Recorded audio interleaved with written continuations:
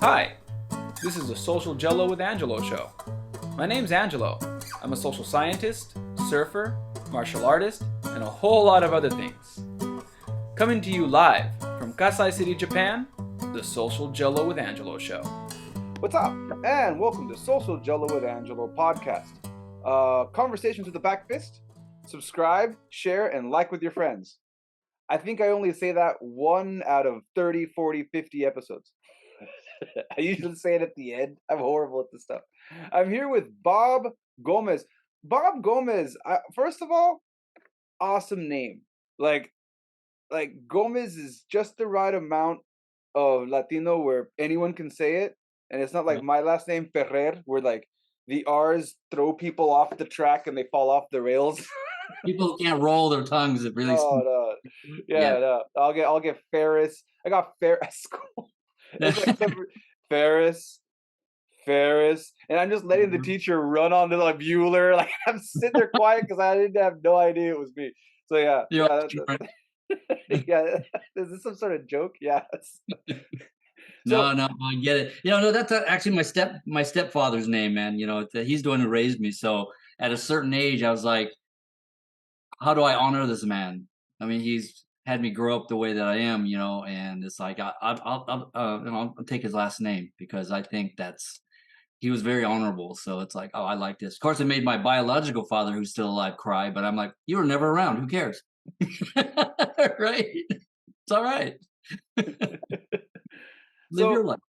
So the reason I have okay, now it sounds biased. This is a martial arts podcast. I interview people from different martial arts, and also psychology is. I have a background in psychology. I have a degree in psychology. So like, the show is supposed to encompass elements of psychology, social psychology, and also martial arts. A lot of Kajukenbo guys are on here. So what I should mention also for any of my casual listeners, Bob is a Kajukenbo instructor. Where are you coming out of, Bob? I know you said California. What part of California are you in? The San Francisco Bay Area, around the Fremont area, East Bay. Yeah, under the Gaylord method. Cool. So the reason that I had Bob on the show is Bob's a friend of mine on Facebook, and you're always posting, not always, but every so once in a while, I've been catching on to these posts you have about mental health. Like you'll post stuff about mental health, and I'm like, oh, that's really cool. Like that's an interesting concept, like self sabotage and things about dealing with depression and anxiety and that kind of stuff, which is like really all like stuff that I really love. Like I'm studying and researching and that kind of stuff. So I saw some of the posts that he put up, and I reached out because I thought that was pretty cool. That he kind of has like this stuff that you post about mental health. I Is it okay if I ask you why you post that kind of stuff? Oh, yeah, absolutely. It's because I do suffer from clinical depression, and it's been about 10 years since I realized I had it. So before then, I was like my mom. I mean, not like my mom. I was like my brother, who was like, "Hey, just go do something happy." Stop being such a baby. Stop being this and that and the other thing. And I had the same mentality. And all of a sudden, why am I getting in fights with everybody? Why is everything setting me off? And everyone has a different trigger, right? So mine was my multitasking went away, and it's like, what the heck is going on? And why am I getting angry at every stupid thing? So then my wife actually told me. She says, "You know what? You've been really mean." I'm like, "Oh, really? Dang, really?" She goes, "Yeah, I think you're going to need some help," because she was on the verge of divorce, and I didn't know that. And I'm like, "Oh, dude, light the fire." You know what I mean? So thank God to her that she found the strength to actually bring it to my attention and wave that red flag. I went and got help and figured out, yeah, I was one thing, whatever the triggers were building up. And I wasn't dealing with it good enough. So, you got to humble yourself out. You got to let go of that ego. No, there's nothing wrong with me. I mean, I had to really learn how to release all that. And so now that I'm better, and I'm dealing with it the best that I can with counseling, and unfortunately, I have some meds, my happy pills, that I can try to help other people that to kind of realize. I'm not saying you're crazy, and I'm not saying that you are depressed, but it's like, hey, there's a question you probably need to ask yourself. And that's all I want people to do, is to think on a deeper level about themselves. Because, externally, we're just bombarded by a lot of information all the time. And we forget to take care of self. And that's where I'm at right now, is with that. So I'm sure Yeah. that put half your audience asleep right there. No, and here's the reason I want. Here's like we're gonna talk about your martial arts journey, Oh, but something that I personally feel is a big problem, and I think anyone listening would agree with me that there is a mental health crisis in America. And there's like a lot of the people will argue, and I'm not gonna go into the political arguments. And right. if you kind of know what I'm insinuating here, you know what I'm talking about. That's It's a product. I don't think it's the major uh, thing. I think it's a but by. like, yeah, it's a byproduct. But Right. if you really look at it, there's an issue, and I think one of the biggest problems is people won't openly talk about mental health issues. Right. They just keep it quiet, and for a lot of reasons. It's kind of Mm. hard to what's the word? I don't want to use the word expose, but it's kind of hard. It's kind of hard to open up like that Yeah. to the public sphere. And I mean, what you just said right now, I went through something very similar about 2 years back. 2 years back, my wife also approached me, and I've been studying psychology for Right. 10 plus years. Um, I thought I was doing the work, and I was missing that one element. I had to go into anger management problems classes because of the Me too. same thing. Like I thought I was managing. Like, hey, I know about anxiety, and so it's something that even if you do know a lot about the subject and you think you have under control, I always tell my other friends that I help out with this kind of stuff is it's when you think you have everything under control that it sneaks up on you. Yeah. Yep. It's what you don't see that gets, just like in martial arts, right? We always say in Kajukenbo, check your six, right? You finish your Right. defense, you finish your punch click, check your six. Right. Mentally, same thing. Check your That six. one that you couldn't see, and here it comes. Right. Yeah, yeah, that's the one that blindsides you. So And it's yeah, Yeah, and that's when a person really need. It's like AA, right? I mean, in a way, not that I know personally, but I have a real close buddy of mine that has been clean for 5 years, and he was we were kind of talking about mental health and stuff like that, and how it's very similar. You have to be able to, if you have it, and if you've been diagnosed with it, and it isn't BS, right? That you have to find a way to accept that you're not crazy. See, that's the stigma that people have with talking about mental health. I'm not nuts. They saw the Batman with the Joker, right? It's like, I'm not that guy. It's like, but you're, whether you're not that guy or not, it's like you have to realize that what's the reality of it here, right? Why start asking yourself these hard questions. And like you and I don't think I've had extensive I'm never going to assume that I had an extensive background in psychology as you have. I had maybe 1 or 2 years of it in college and stuff. And then with working with my psychiatrist, it's like, oh, it really fascinates me how the mind works. And so now it's about, learning how to ask yourself those questions, learning how to, and not feel like you're going to be condemned because you're crazy. You're not crazy. It's just that you're a person who has some issues, but you don't know how to answer them. You don't have the answer. So, and they said the worst place to be, what, is alone inside your own head? Right. And they said that's when you need to start reaching out and asking people, hey, do I do this and do I do that? And they'll start telling you. See, and it's self-awareness. That's another thing. I don't know, and I'm sure you do this as well too when you train your students and even yourself when you're training by yourself. What is martial arts really about other than finding out who you are, who you really are through motion, right?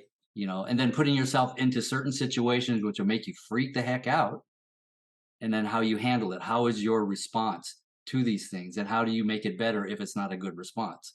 So it's those kind of things that actually help me keep going with my students and myself, keeps me in check. And my wife too keeps my feet on the ground and my head really small. So so yeah, and I like I said earlier, like about how that stigma of being quote unquote crazy. I really like Thomas Stephen Saz's quote. Insanity is only the sane reaction to an insane society. Yeah. Um, and it's to say that, and this is something what I remember one of my professors, one of my psychology professors said, it's not about labeling it as crazy, right? Or you as crazy, but you really have to ask yourself, everyone at some degree, in some level, has a brand of crazy. And it's about working with that. It's about working with it. Not leaning into the label, but understanding that everyone has their own brand. Some brands are harder to deal with than others. So like that's something that a lot of people. That's why I always tell people when they're going through stuff like, hey, some people went through less in life, or maybe they couldn't. They handle it differently. It Yeah. doesn't mean this doesn't mean that this whole stigma, and that's why I'm so glad we're opening it up with this with this topic, is that's the whole that I think that's the biggest issue, is that people can't just openly But say, other hey, people. yeah, and when you keep it in, like I said earlier, that's when it really flips on you, because that's really when you have no control over the situation. No, I So agree. so like I said earlier, I'm gonna switch gears now. I do that all the time. I'm gonna switch gears. You don't just to put a little thing on that. That society is in the past up until now has said the being masculine, or the definition of masculinity is to be strong. So I think a lot of us misinterpret what being strong is. Being strong is, oh, you're not allowed to cry, you're not allowed to show your emotions, you're supposed to hold it all in, right? Well, that means you're a robot.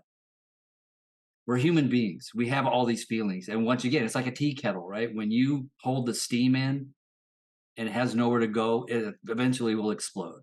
So the whole thing is, don't be afraid to talk about it. Doesn't mean you're weak. It takes a lot more strength to talk about it with somebody that you trust, not some other crazy person, like my aunt.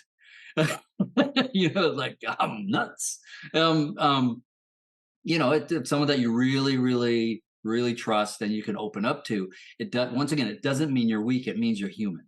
And that's one thing I think that other stigma is about. It's like, masculinity, you have to be a Spartan all the time. And it's like, no, that's not what it's like. That's how you become a serial killer. Right. At least I'm assuming. Yeah, no, yeah.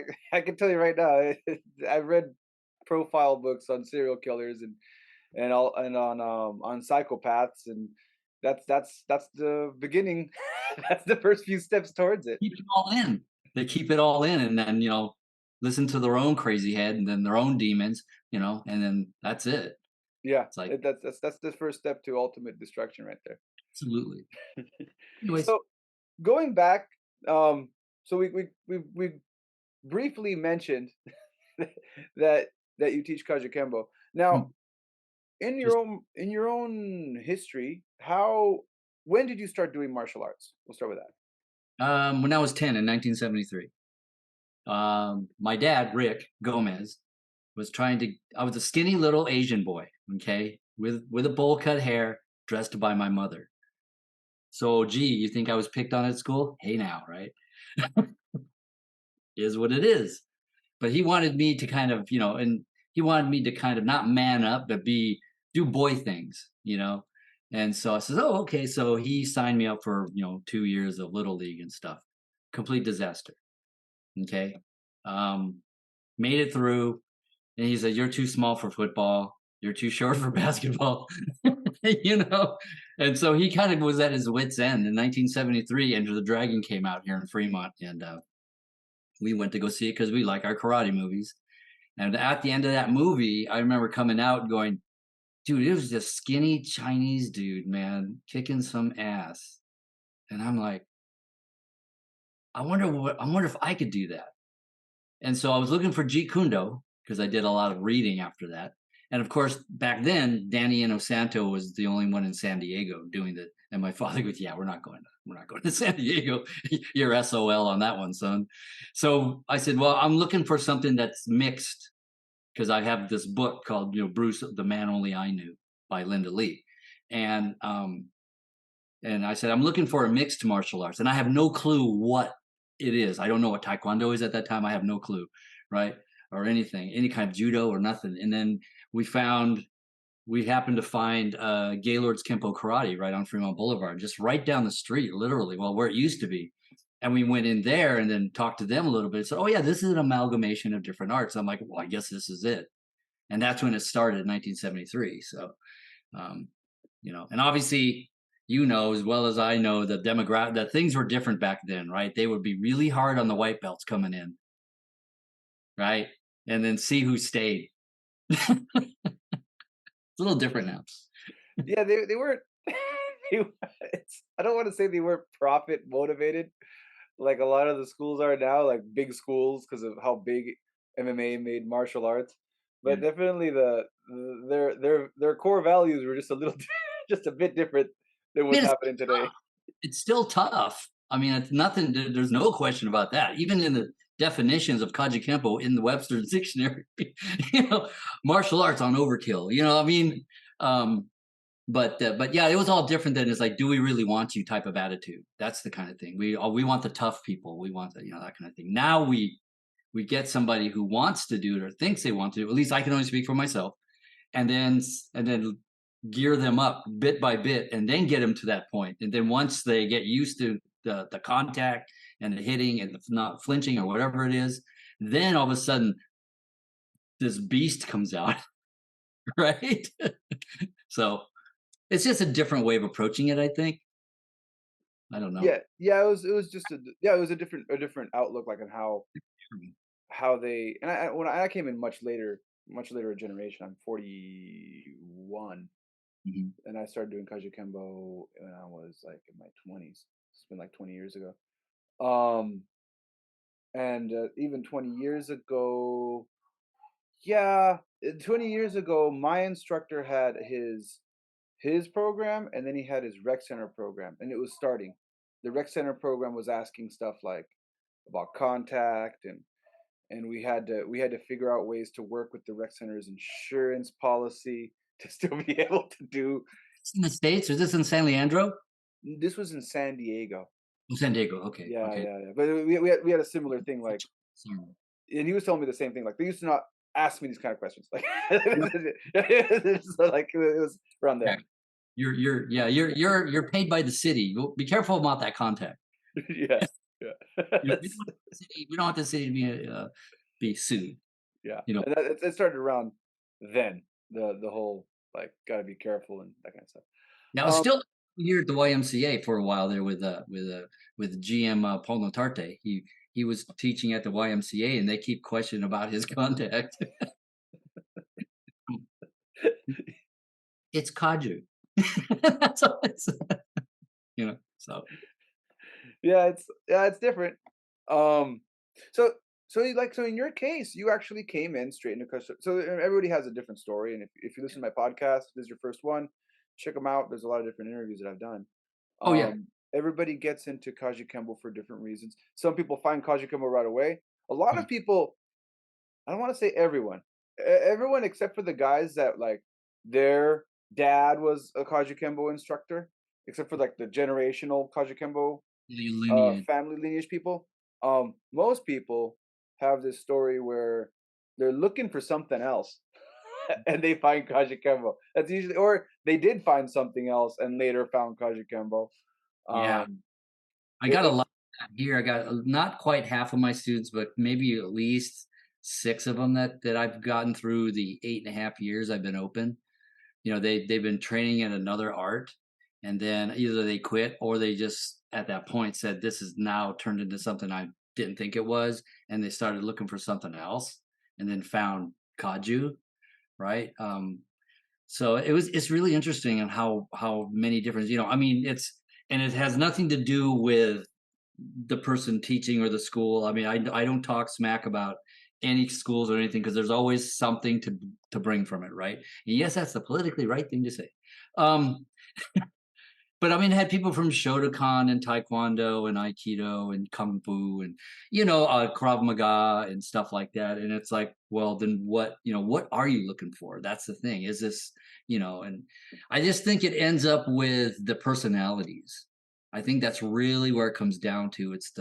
I had one of my black belts say, hey, is it okay if I learn something from something down the street? I said, absolutely, as long as you come back and you learn something and bring it back.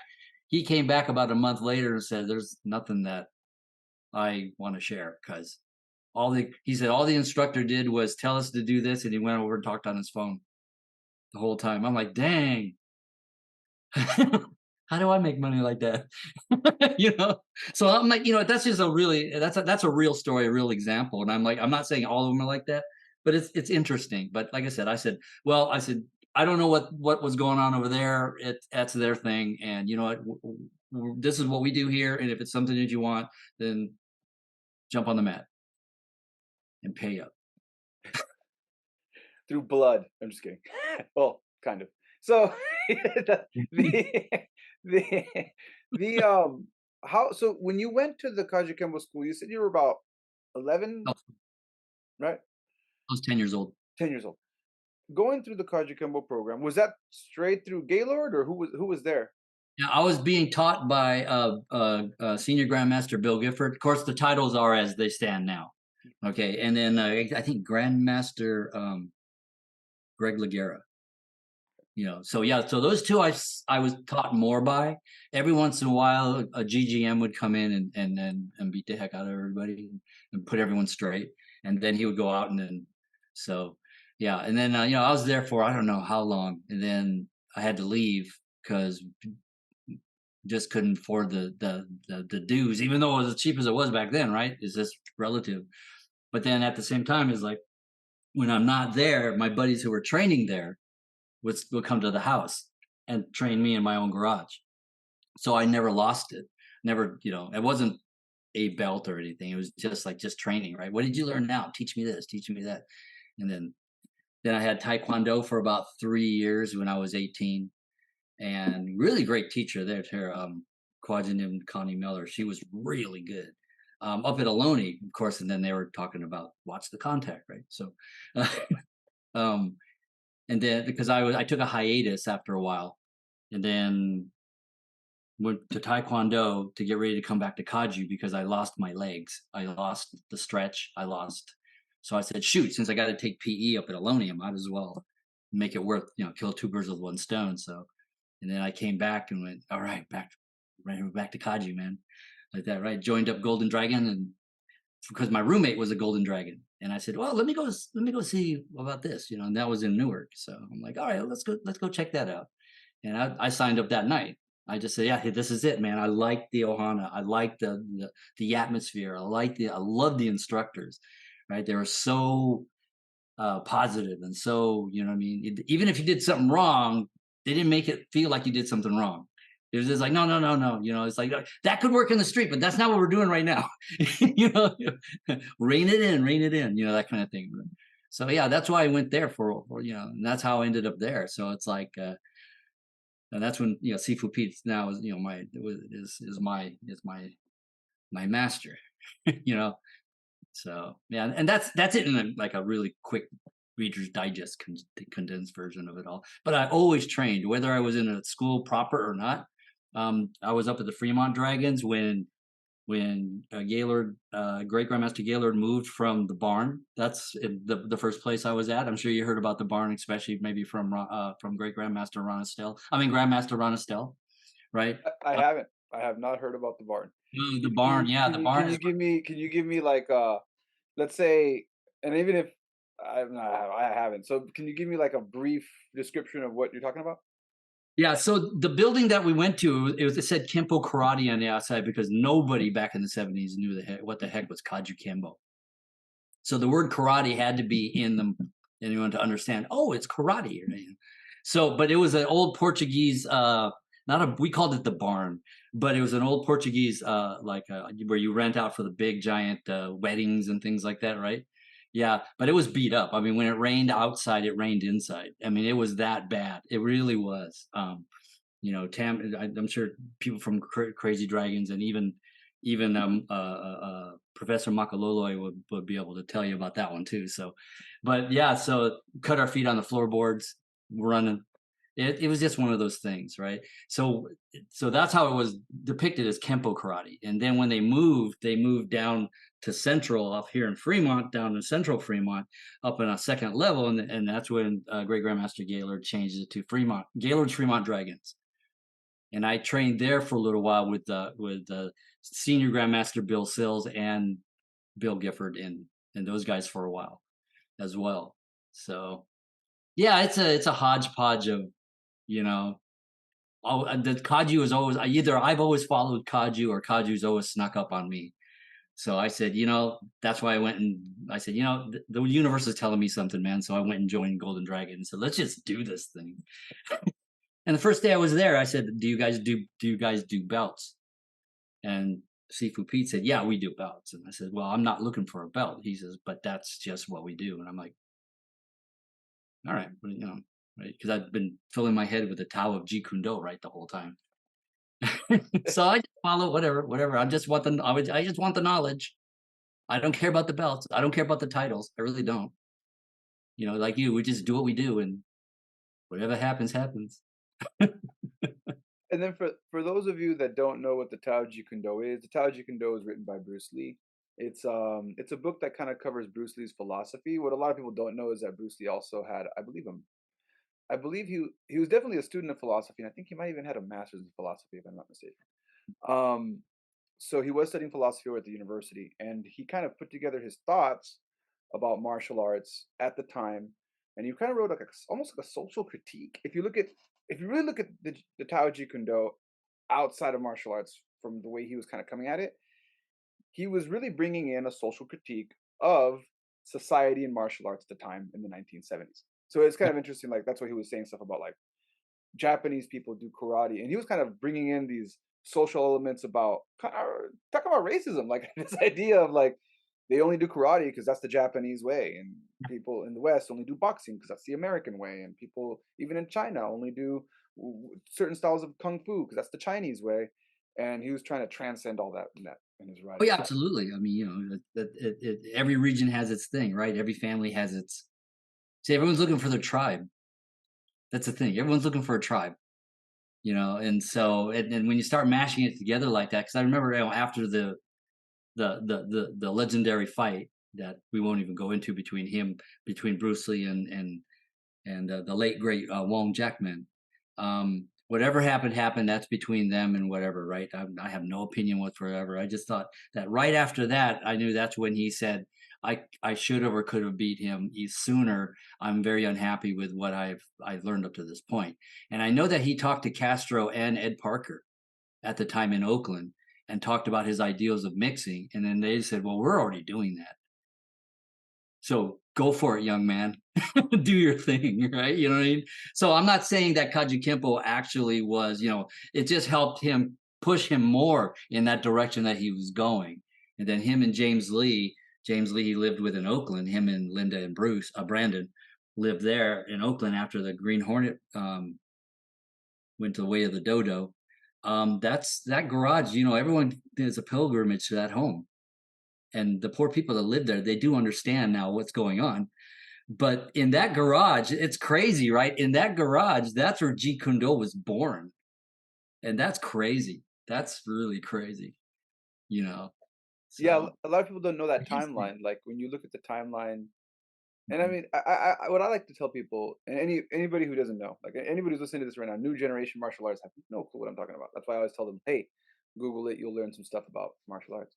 A whole bunch of people, and if I think there was a whole section on, there was a special episode documentary about Bruce Lee, and also the UFC made another like tribute to it.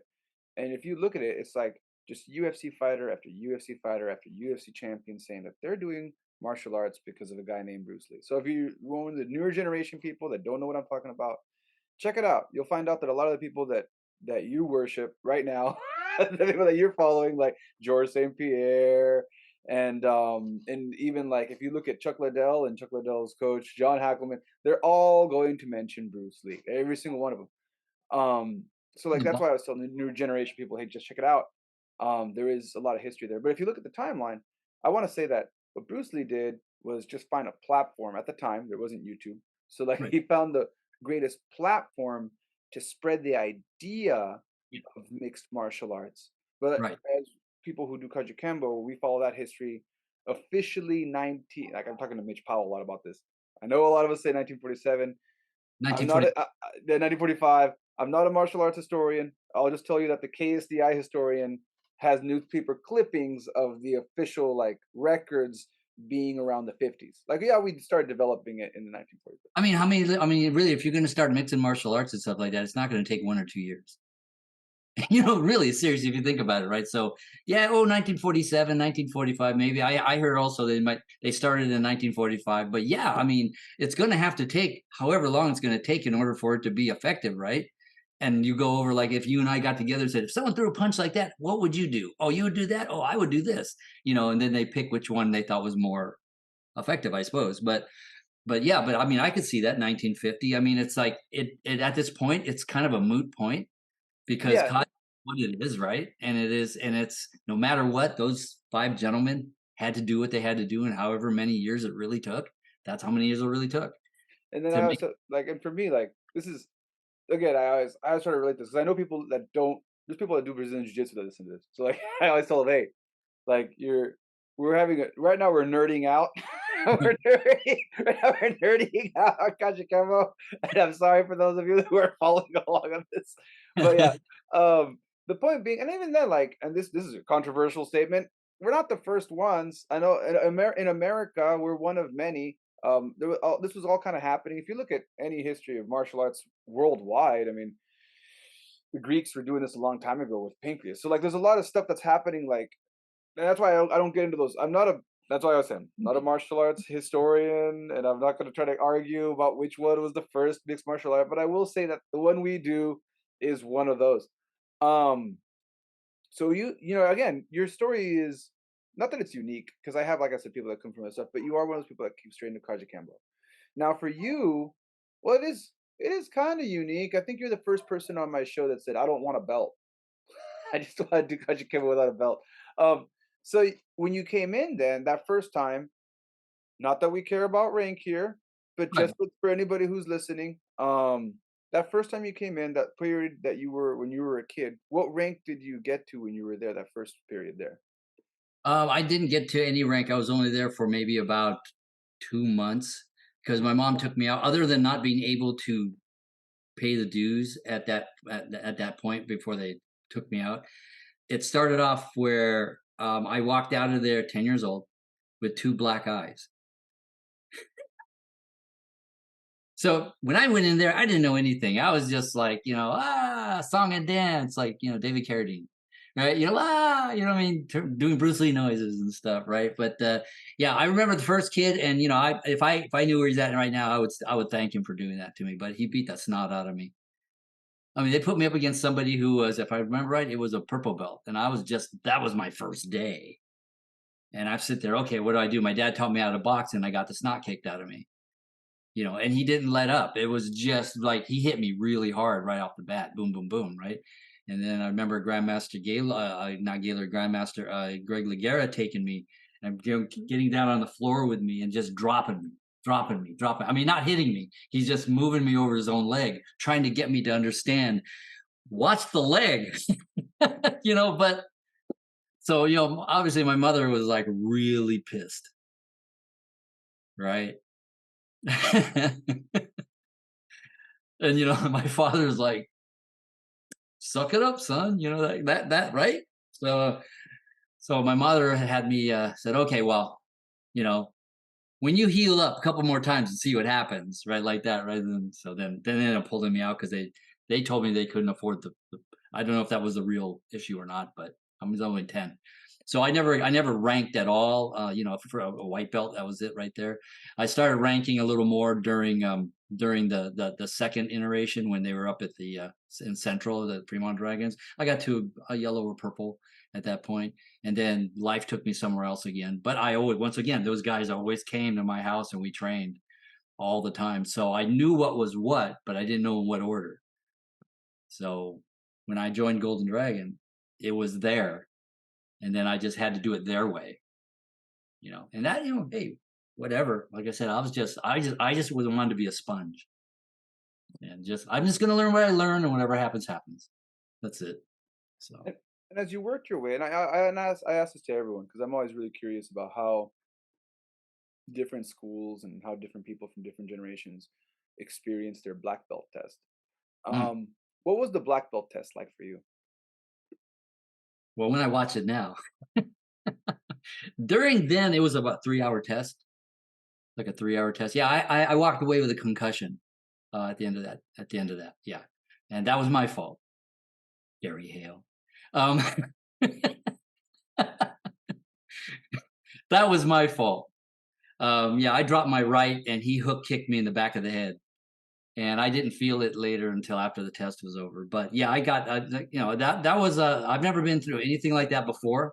Um, I was glad I went through something like that because it's more about survival than giving up. It really taught me not to give up. I was running Lake Elizabeth, which is once around is 2.2 miles. I was running that thing 2 or 3 times around, 3 times a week, and plus going through the classes to get ready for my black belt test, and then going to senior grandmaster Bill Sills's house and working out in his garage so he can tweak it. So that was just completely, that was it. That was my life. Work, sleep, Kajukenbo. And thank God my wife was on board with all that. So she was really, really, really supportive. Thank God. Right? Because she used to train too. So Oh, that helps. So yeah, so I always tell people there's transitions if you get into this. Doesn't matter whether it's Taekwondo or Brazilian Jiu Jitsu or MMA or Kajukenbo. There's certain once you decide to do this as a lifestyle, there's gonna be certain challenges in your life that are gonna be transitions to whether are you gonna be able to keep doing this. The first one is when you go from childhood to adulthood and you have to start going to college or work. The second one is when you get married, when you're done with college or adulthood, and you go through university education, you start your career, you get through that challenge. When you get married is your second challenge. My wife doesn't train, so kudos to her for putting up with this shit. right. The third, Oh, and lots then of respect because it's like a complete different perspective, right? Yeah. yeah, it'd be like me saying, "Hey," it'd be like me being obsessed with golf, completely obsessed with golf, and saying, "Hey, Sunday morning when you want to go out to breakfast with your family members, I'm gonna go play golf and teach these other people to play golf because golf is my life." Right. Like Yeah, there's the animosity stuff still, they don't reckon, they don't realize what it really. Yeah, that's it.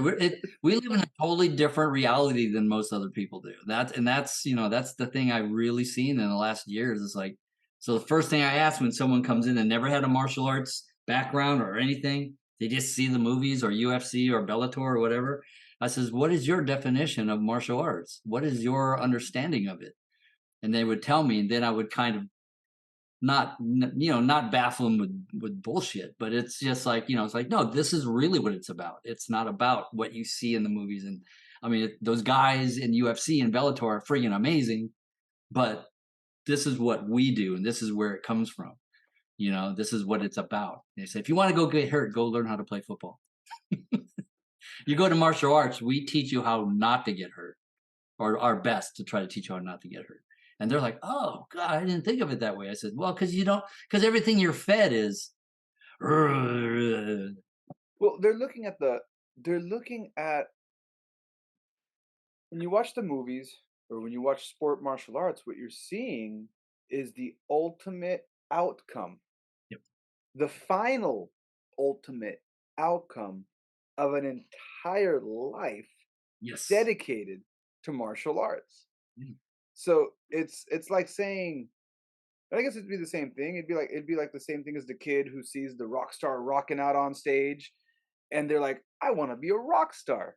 Right. But I think something about MMA makes it seem, I don't know why, makes it seem more attainable. Maybe because it looks more merit based because you could fight the guy and beat him. Well, Yeah. the rock star seems a little more vague because there's a lot of unknowns as to how that person ended up on stage. So Yeah. it seems a little more far fetched than MMA does. Not realizing that these two are one and the same. This person that rock star that's on that stage dedicated countless hours to a lifestyle that produced this professional musician Yep. and not some guy who got stuck in a bar playing gigs in a bar for this whole life and getting sidetracked or whatever, right? Like this is someone who decided to dedicate themselves and professionally dedicate themselves and focus on it. Same with martial arts. There's this whole and that they're always looking at the outcome and they don't know that there's this whole it's like looking at the tip of the iceberg and not realizing there's an entire mountain of ice down that thing. Yeah. Um No, that's funny that you mentioned it that way, because yesterday actually I had a talk with one of my students about something really similar. I says, "You're looking at the top of the mountain or the top of the steps." I says, "Yes, maybe that's your goal, but if all you do is concentrate on that, it's gonna seem impossible for you to get there." I said, "But like you do here on the mat, you do pinion this, punch art that, grab art this, whatever it is, jujitsu this, or whatever it is, you have to learn every move and build it and build it and build it. That's what you have to do. So concentrate on your first step. And here is what you have to go through to, achieve that first step. Now, once you're good at this, now you go to the second step. Pretty soon, you're just concentrating on what you're doing. Now, pretty soon, you're going to be there. But if you keep thinking you want to start from the top, you're never going to get there. You're never going to get there. And if you do, you're going to be crappy. You're not going to be up there very long. and that's the thing. So just have patience and do your work diligently. The fundamentals. Yes. So I also coach Brazilian Jiu-Jitsu, and the guys are always like, I want to do a berimbolo. I want to learn how to do an Imanari roll into an ankle lock, and I love doing that stuff. I've been doing the fundamentals for a very long time. Doesn't take me very long to look at a video real quick and figure it out, and or approach one of my other mentors that can show me real quick. Yeah. I'm lucky enough that I can kinesthetically learn by watching. Some people aren't at that point. But I always tell the guys, I'm like, that's fun. Let's do that after class. Right. Let's work on the fundamentals. Let's And, do and it's not going to be, I always tell them, basics aren't sexy. Like, we're going to be going over side mount to mount, not even an arm bar. They're always like, the first day, like, I want to learn an arm bar. We're going to be going from side mount, bring your hips up, bring your knee across the guy's chest, and ending up in the mount position. Okay. Well, what are we going to do after that? Next, we're going to do a variation of if the guy tries to stop you from getting into mount, how to release his grip to get around and to get into mount anyway. And what are we going to do after that? We're going to do focus sparring from side mount to mount and see if you can keep the guy from you mount. Can you? Yeah, playing chess here. Yeah, and they're like, so no armbar? Not today. That's not. Right, exactly, because they don't understand the steps to get to it. First of all, you have to be as technically correct as you possibly can. Also, not just to be effective, but also to be safe with your uke. That's the thing. I would say, okay, we're going to fake fight today. God, I hate saying that. But you know what? I go, if we were real, we'd all be in the hospital. So we're going to work out our fundamentals so good that you're going to be able to control your distance. You're going to be able to control your power, either go light, medium, or hard at a whim. Same thing with your kicks. So you can go, like I have my brown belt class right now, 10 o'clock in the morning. They're going real speed now. But only because they've shown that they can have control. Yes, there's a mishap every once in a while, right? I mean, we're just human. And I said, be ready for it. That's all it is. You get hit, get up, suck it up. You know what I mean? But it's going to happen, not on purpose. But you guys are going full speed now, but with control like that, right? And so that's that's as real as we can really get without sitting there and knocking the piss out of each other. My instructor called me and I was talking to him. And as many of you know, I'm good friends with John Hackleman, Chuck Liddell's coach. Yeah, great guy. And a lot of people are like, my instructor was like, we don't go as hard as Hackleman. And I said, look, we need to unpack that statement because even Hackleman says, like a lot of this stuff, if you look at the older stuff, it's brutal. But even Hackleman says there was this thing that happened where I realized where there's ways to be brutal without it having to be full contact because I need to preserve my fighters. He calls it chininity, I think it is. It's like a combination of virginity and chin. So like the idea that you could only take so many hits, I need to preserve that so that when they get in, when they start their professional fighting careers, they don't come in with previous injuries. All their injuries are. I'm trying to make it so that all their injuries are saved for the cage, and we Yes. can mitigate that. That way, they can because they're trying to make a whole life and careers off of this. So I'm shortening their careers by training that way. So Oh, even absolutely. then, like even and I want to hear when he said that, I'm like, well, this is someone who's like dealing with like the top of the top, saying that we shouldn't go. Not to say not to go, not to be intense, but Right. this idea that we have to go hard, and that's really hard for us because I came from the older school generation. Like you got a concussion. I didn't realize I didn't realize that I've probably been knocked out more than 5 times or more because I thought a knockout meant to hit the ground out cold, like a Right. straight KO. And I was like, I've never been KO'd. Not realizing I've been KO'd so many times. And the question that was asked to me was, "Can you continue?" And I was like, "Yeah, I can continue." And I get back in there with like wobbly legs and double vision and just so Oh, like knocked out. Yeah, yeah. yeah. No, me too. Me too. That's happened a good 2 or 3 times for me in mine. Most of the time because I avoid all that other stuff. Here's some beer. You know. Yeah, yeah, it wasn't until I got my and then every time I competed, I never got hurt. I never got TKO'd. And I didn't get TKO'd till I got to Japan. And I got mad. I started and I didn't fight with the ref, but I was mad. I was like, they stopped the fight early. I'm like and the ref was like, "Hey, you were it was an MMA match and he said you were down on one knee. He knocked you with a left hook and you were down on one knee." And so I stopped the fight because you were no longer protecting yourself. And I'm looking at the video. I'm like, no, I was getting ready for a double.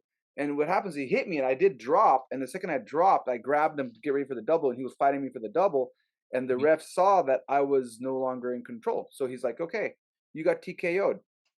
Can you see? Can you follow my finger? And I couldn't follow his finger. And he's like, yeah, right, you got TKO'd. I'm sitting there arguing like, no, I'm not knocked out. And it wasn't like till later, like, no, like, but they were all explaining to me what a TKO was. I'm like, oh shit, I've been Oh, TKO'd a lot in practice. So oh man. my last question before we almost wrapping up here, Bob, how was your transition? You finished your black belt test. You went through all that. What was your transition like from being someone who was a student and now transitioning into becoming a teacher? Oh man. When did you realize that, and how did all that work out for you? Um, Never thought about it, but at purple belt level, Sifu Pete, we were all standing there at attention right before class. He'd walk into class and he'd tap one. Sometimes he'll tap one of us on the shoulder and go, warm the class up. And none of us has ever done that before. So we're like, you know what I mean? Oh my God, now I got to perform. So he didn't ever give us a choice. He just said, you're going to do it. And we did that. So he had us doing that a lot, rotating us around every once in a while. So by the time the black belt stuff, we were already been teaching quite a bit of classes or assistant instructing and stuff like that. So it became natural to do it. So that I mean, at the beginning, it was really like, I just want to be quiet and sit in the back of the room, please. He goes, no, no, no, no, no. He goes, if you want to learn even more what you know, he goes, you don't know it until you teach it. Then you have to bunkai it. Then you got to tear it apart into minuscule parts. Now, how do you verbalize it? And how do you verbalize it so that that person could understand it? Everyone's going to understand words differently. I'm like, man, why does it have to be so hard? Yeah, but now it's just. I mean, I'm gonna maybe like you too now at this point where it just comes naturally. And I think the hardest part is, where is so and so at? Where do I have to take them today, or him or her today, and get them to grow in the manner they need to? I think that's probably, and correct me if I'm wrong, I think that's probably one of the hardest parts of being an instructor or sharing your knowledge with somebody is, how do you keep them? Like a good friend of mine said, I'm always pushing the student, but I'm always trying to,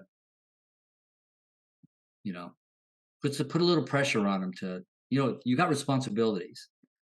That's what I tell my students. The ones you saw, I think recently got their yellow belt and stuff and their purple belt. And I just said, now you got a color in your belt. That comes with responsibility. I don't care how old you are.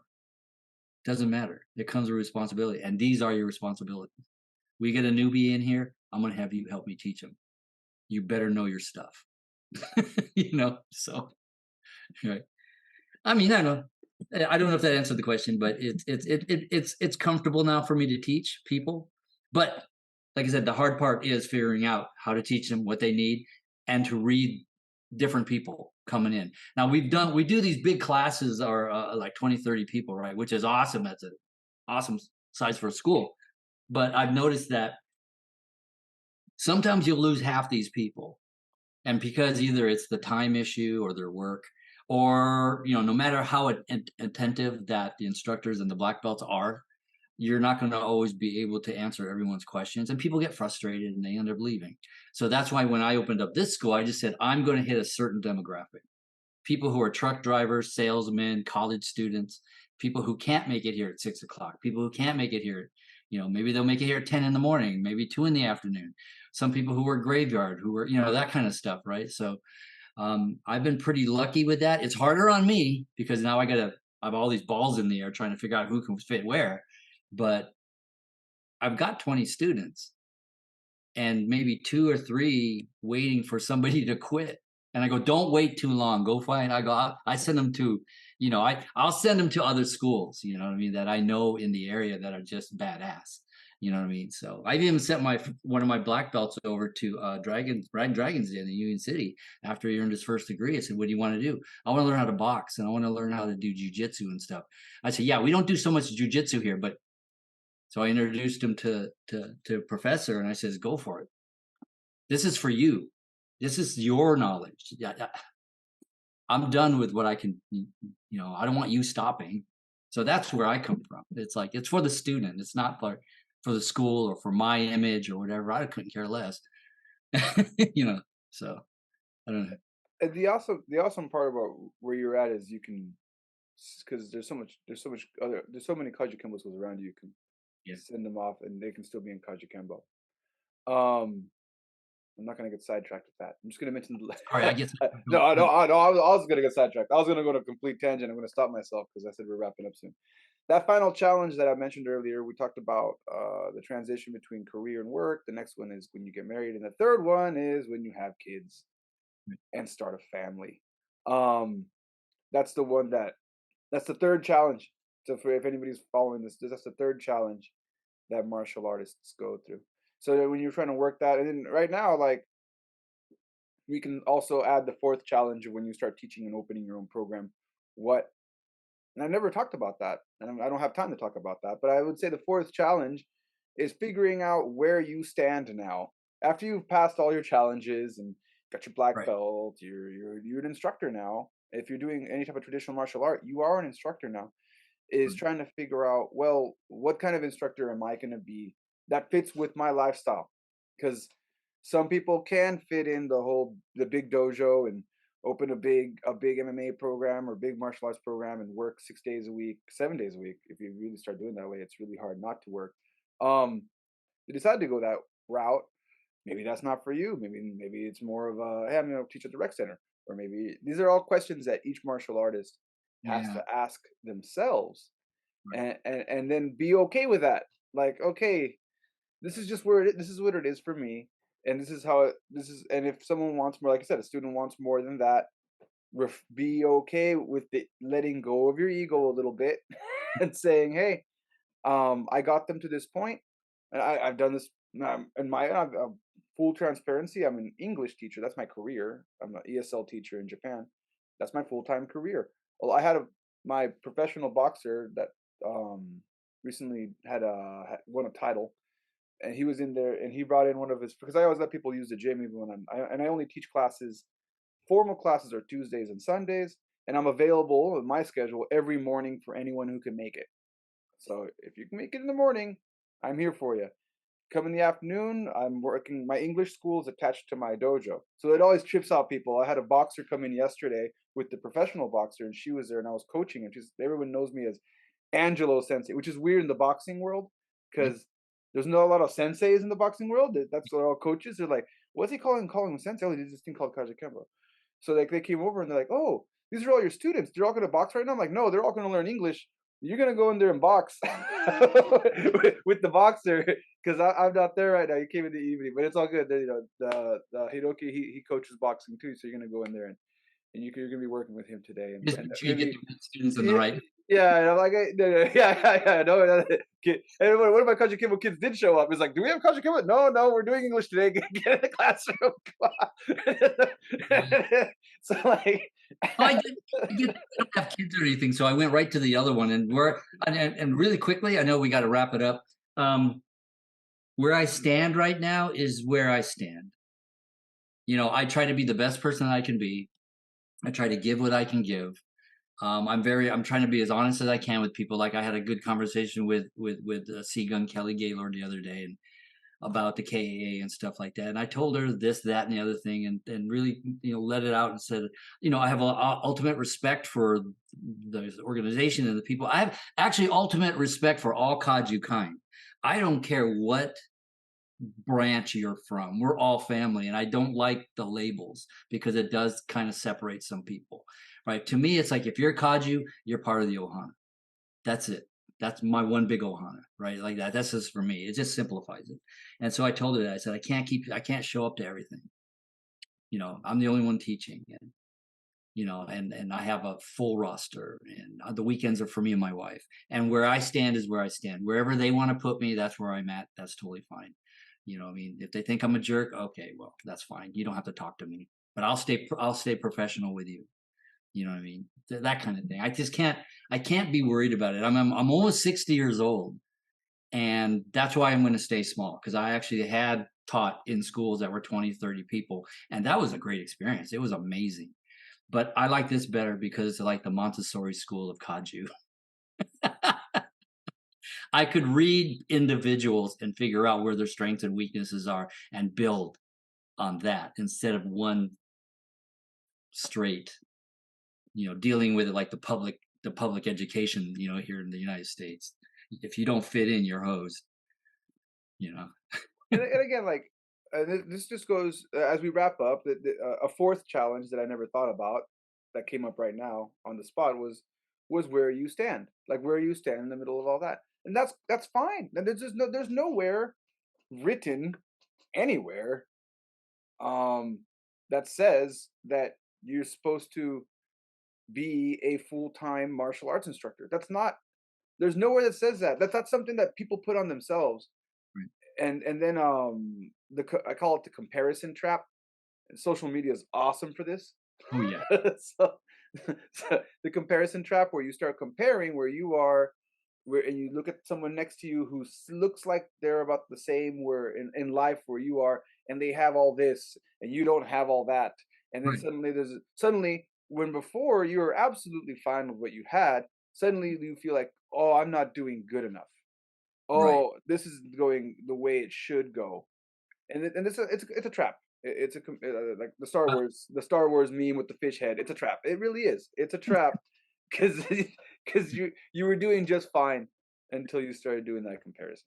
yeah. That's why I don't do comparisons. I've never done that. It's just like I said, I think a couple of times before. It's like I train, I do what I do, I would deal with people the best that I can, and whatever happens, happens. And I've had someone try to disparage my rank and lineage and anything about 5 years ago, and I'm like, go for it, bro. I don't care. I did put all my paperwork up on Facebook, and I was bombarded by people saying, "You don't have to do that, Bob. You don't have to do this." And I said, "I know, but do you notice that that certain person is no longer clapping, no longer flapping those lips anymore?" I said, "It's the art of fighting without fighting." I said, "I know who I am." I go, "You guys know who I am, and I'm not worried about it. I'm just not worried about it. I'm okay. I'm good." Yeah, So and again, and those are the four challenges, right? So anybody watching, a wrap up: first challenge, career, getting a job; second challenge, getting married; third challenge, starting a family; and fourth challenge, figuring out who you are at the end of all that. The end of all that whole martial arts journey, all those years go by. yeah, Where yeah. where you're gonna fit in that world and finding a place. Artist, I am what I am. Yeah.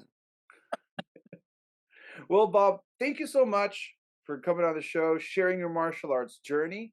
For those of you watching, I used to say I release one of these a month. Um, Lately it's been every week.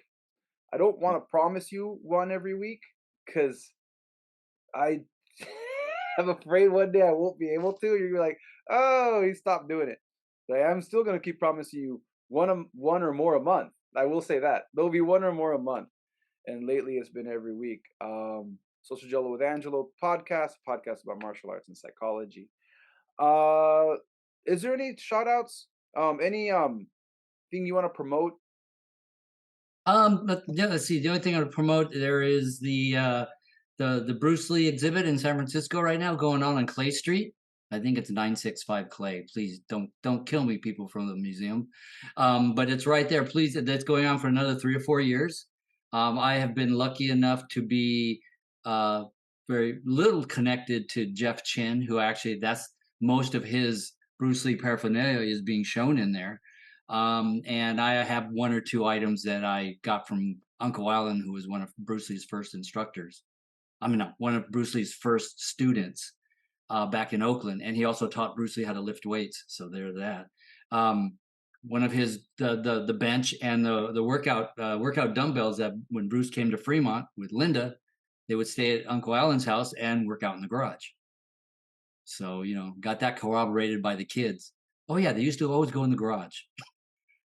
So yeah, go see that. It's a really fun show. It's multi-layered, so they have a bunch of different layers, and they also talk about his break, how he was trying to break racism, and stuff like that too. So yeah, that's pretty much it.